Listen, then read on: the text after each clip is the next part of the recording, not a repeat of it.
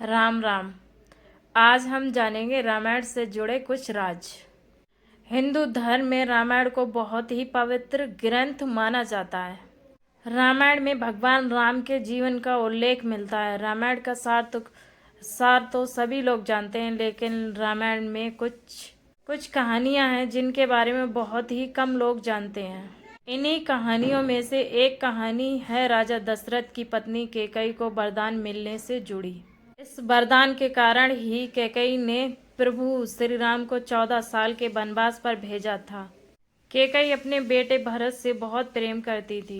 उन्हें राम से बहुत सी आशाएं भी थी।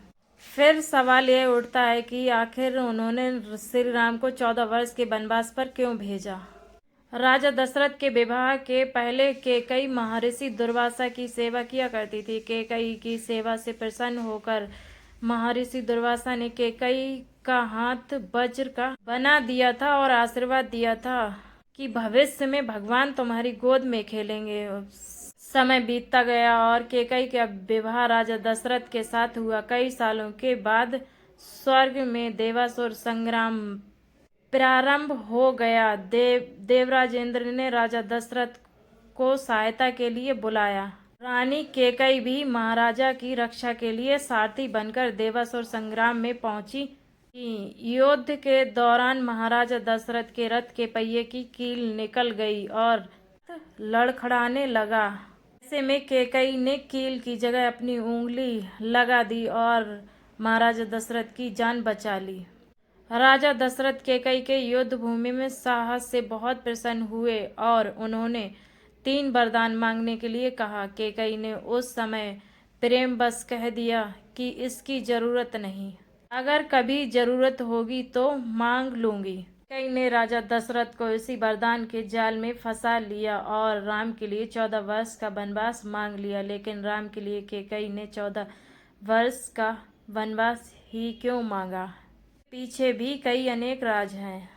कैकेयी ने राम के 14 वर्ष के वनवास से यह समझाया कि व्यक्ति युवावस्था में अपनी 14 यानी 5 ज्ञान इंद्रियां और 5 इंद्रियां और मन, बुद्धि और अहंकार को बस में रखेगा, तभी अपने अंदर के घमंड और रावण को मार पाएगा।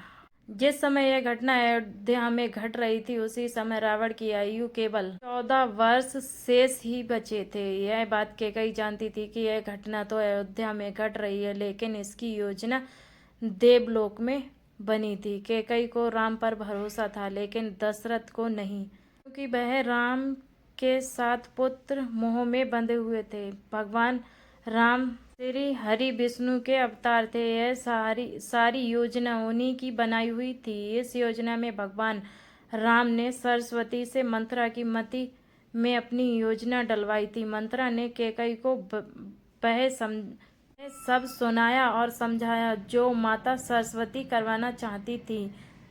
सूत्रधार स्वयं भगवान हरि विष्णु थे। उन्होंने ही यह योजना तैयार की थी। कैकेयी यह जानती थी कि यदि राम अयोध्या के राजा बन गए तो रावण का वध नहीं होगा। इसके लिए वन में तप करना जरूरी था। कैकेयी चाहती थी कि राम केवल अयोध्या के ही सम्राट ना बने रह जाएं, वह विश्व समस्त प्राणियों के हृदय के सम्राट बने।